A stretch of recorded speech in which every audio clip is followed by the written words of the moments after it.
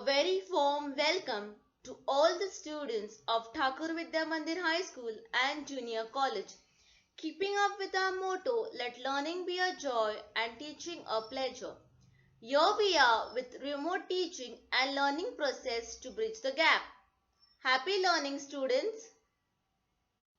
Welcome back, students of Standard 8th. Today we shall continue with our portion in English. So, without wasting much of our time, let's get started. Before we lead to a topic that we are going to study today, let's observe these pictures very carefully. What do you all understand?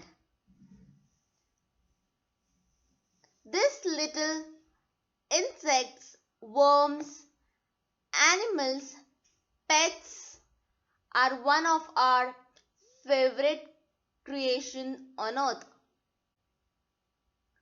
Each insect, each worm, each animal, each pet has its own unique ways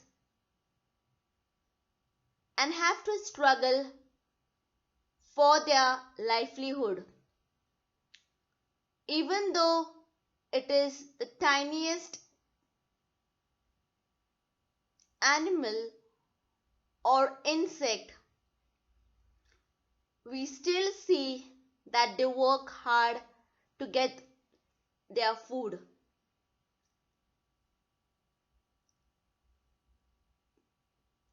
Each insect or animal has its own unique ways and it helps some or the other way. Today's poem that we are going to study in English is similar to these pictures that you are observing. Even though it is the tiniest insect or animal, it has its own charm. It works hard for its livelihood. And so do we.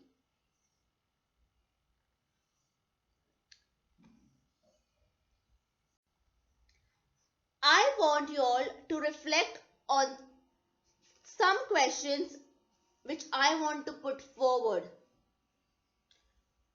Do you all like animals or insects? Or are you frightened of them? How do people around you treat animals?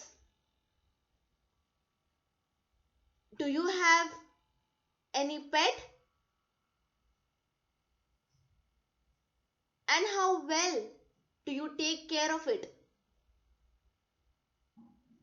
What is your opinion about keeping birds, animals in cages?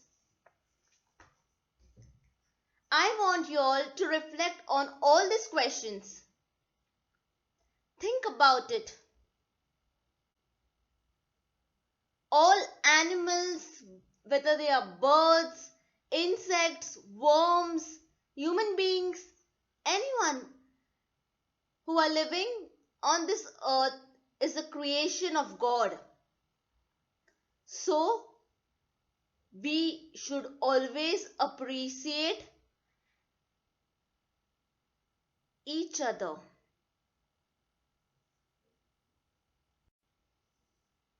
English Unit 2.3, The Worm, and it is written by Thomas Gisborne.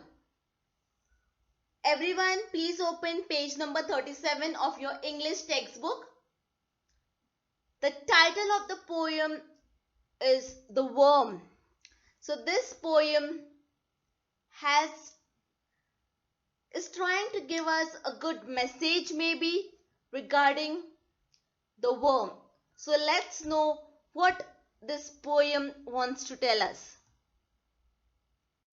Before we lead to the poem that we are going to study today, let's know more about this famous poet.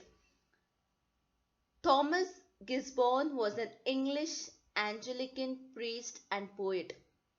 So we see that he was an English poet and he was very highly respected and was very influential.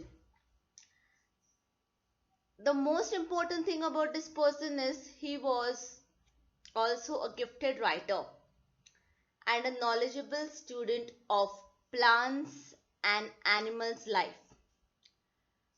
We see that he was not so touched with this geology and animal life, but when we read his poems, it has this deep meaning about this plants and animal life. During his times, he wanted to try to focus on this geological aspects, and he wants us to know about the life of plants and animals also. And therefore we see most of his poems are about this animal life and plants. So one of them is the worm. So let's know more what is happening in this poem, The Worm. Let's begin. Page number 37 of your English textbook. The Worm.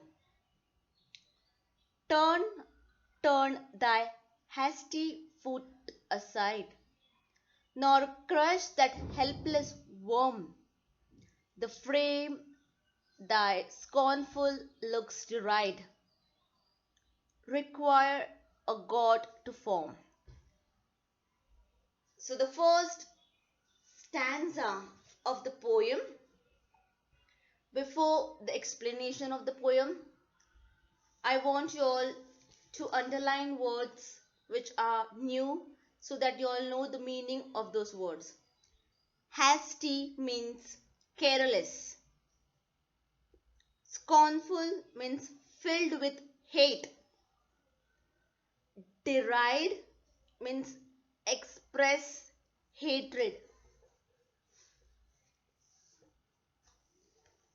So in this first stanza, in this poem, the poet tells the reader who is in a hurry to turn his foot aside so that he or she does not crush the helpless worm. The reader may be filled with scorn and hatred for the worm, but it was created by God. So in this first stanza, in this first two lines, it is telling us to change our foot when we see any insect or any animal.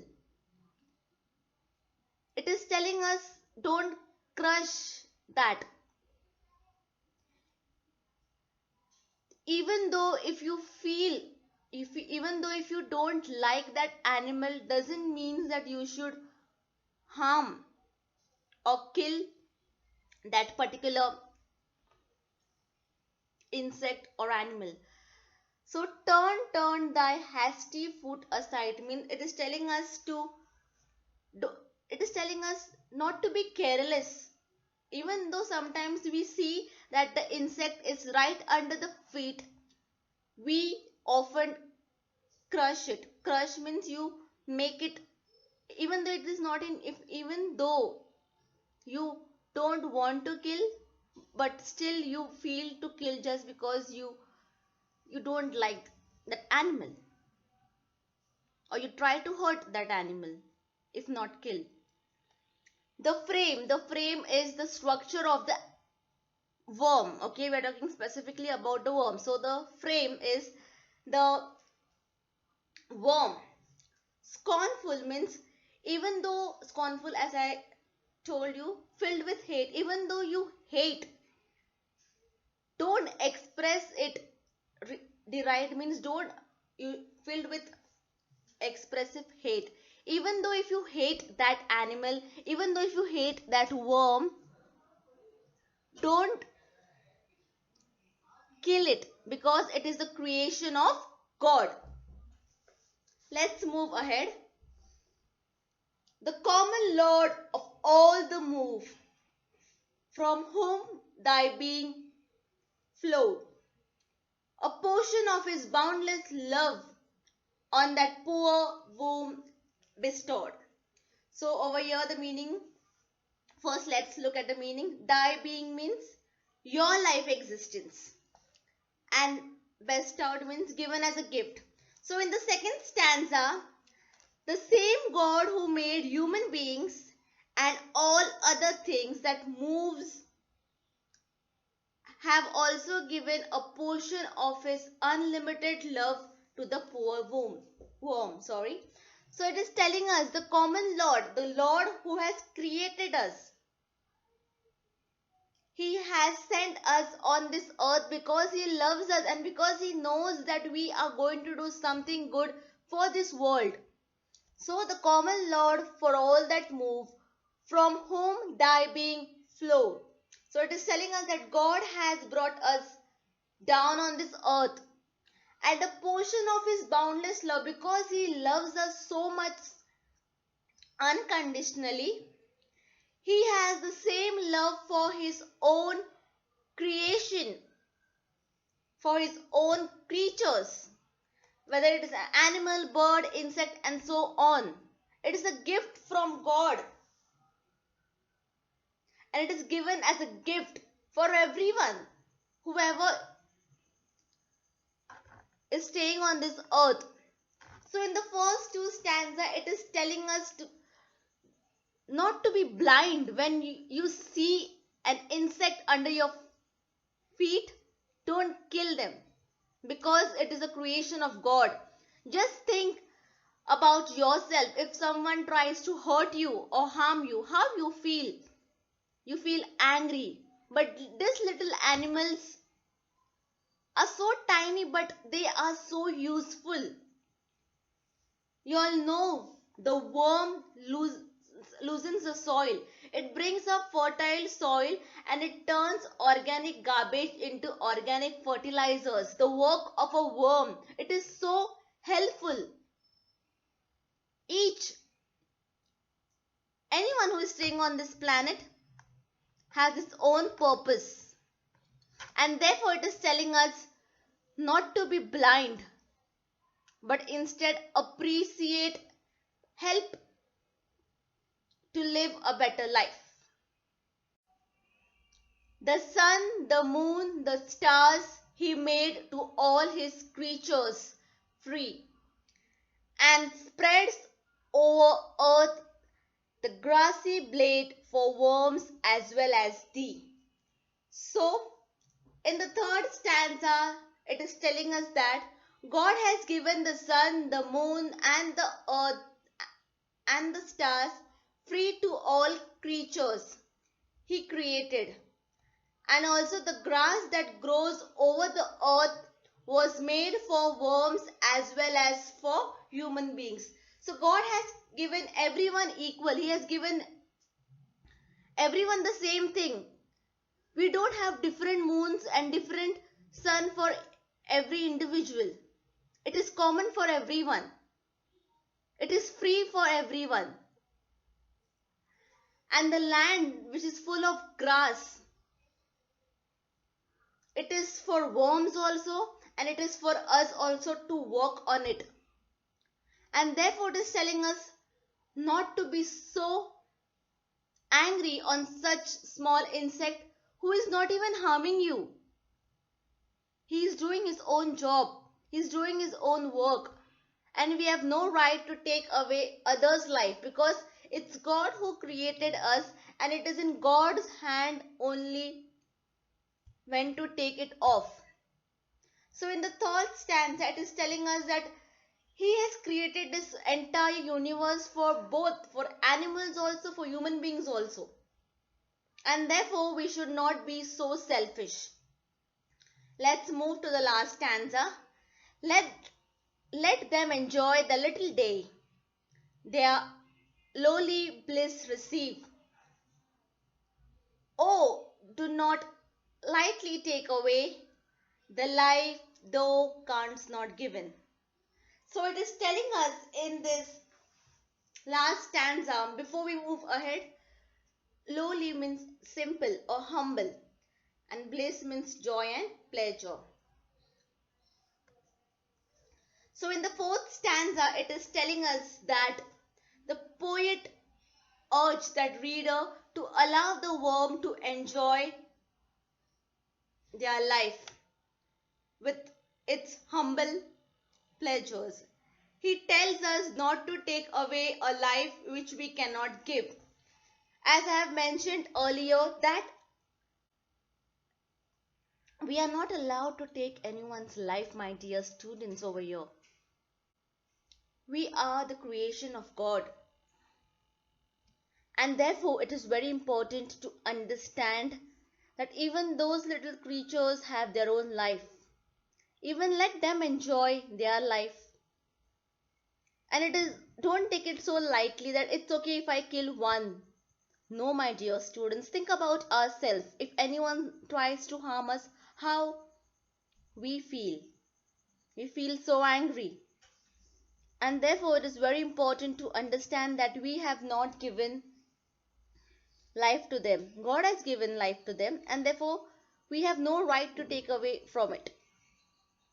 And therefore, it is telling us to think about it. It is telling us to open our eyes while walking. Look around. Don't harm any animals. Even though it is the tiniest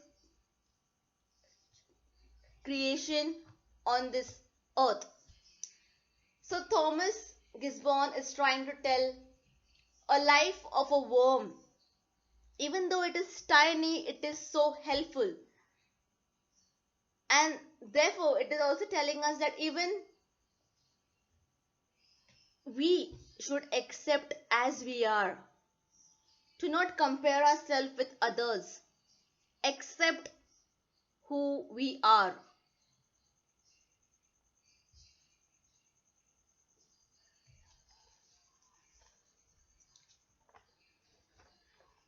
I want you all to reflect on the questions that I have mentioned earlier.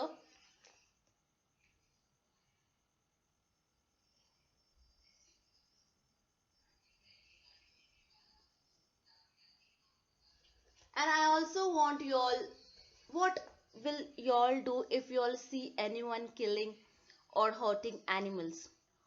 What will be your move? What will be your step to stop this hatred?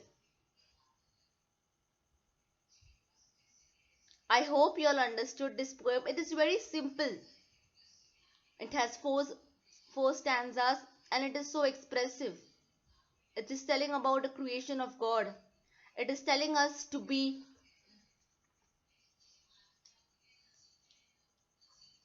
loving and helpful. And the theme of this poem is respect every creature, big or small, for each has their own role to play in this universe. Even though it is the smallest animal or creature, but it has its own role to play. Even the tone of the poem is serious, but it is telling us to think about this small little creatures that God has created.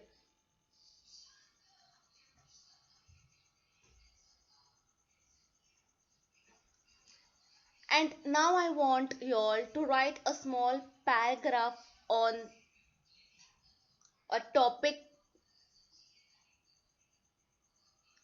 The topic is small but important. Express yourself, what you all feel in this title of the topic. It is small but it is so important. The small creatures like say butterfly. It doesn't fall short to express you with its charm wings. Whenever you see a butterfly, you feel to catch and kill. But sometimes you feel that, oh wow, we capture a pic of this beautiful butterfly?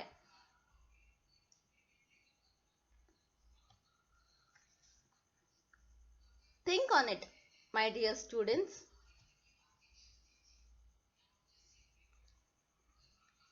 I hope you all understood this poem. Thank you. Stay safe, stay healthy.